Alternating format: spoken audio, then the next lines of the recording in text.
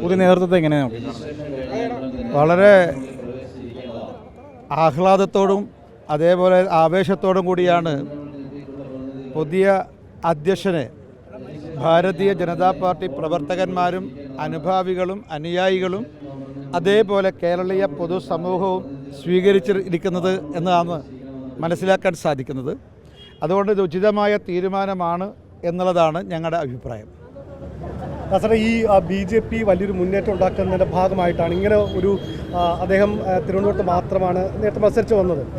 പക്ഷെ വലിയ മുന്നേറ്റം ഉണ്ടാക്കാൻ കഴിയും. അങ്ങനെ ഒരു മുന്നേറ്റം സംസ്ഥാനം ആകെ ഉണ്ടാക്കാൻ കഴിയുമെന്ന് പ്രതീക്ഷിക്കാം. അതായത് 2019 തിരുവനന്തപുരം ലോക്സഭാ മണ്ഡലത്തിൽ ശശി തരൂർ 1,00,000 അടുത്ത് ഭൂരിപക്ഷം ഉണ്ടായിരുന്നു.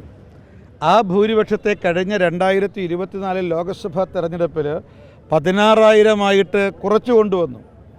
അപ്പോൾ അദ്ദേഹത്തിൻ്റെ ജനപിന്തുണയും ജനസ്വാധീനവും തിരുവനന്തപുരം ലോക്സഭാ മണ്ഡലത്തിലെ തെരഞ്ഞെടുപ്പ് നമ്മൾ കണ്ടതാണ്. അത് കേരളം മുഴുവൻ ആ സ്വാധീനവും ജനപിന്തുണ ഉണ്ടാക്കാൻ വേണ്ടി പോകുന്നു. അതടുത്ത പഞ്ചായത്ത് മുനിസിപ്പൽ കോർപ്പറേഷൻ തെരഞ്ഞെടുപ്പിലും തുടർന്ന് കേരളത്തിൽ നിയമസഭാ തെരഞ്ഞെടുപ്പിലും പ്രകടമാകാൻ വേണ്ടി പോവുകയാണ്. അതുകൊണ്ട് വളരെ ഉചിതമായ തീരുമാനമാണ് ഭാരതീയ ജനതാ പാർട്ടി കൈക്കൊണ്ടിട്ടുള്ളത്.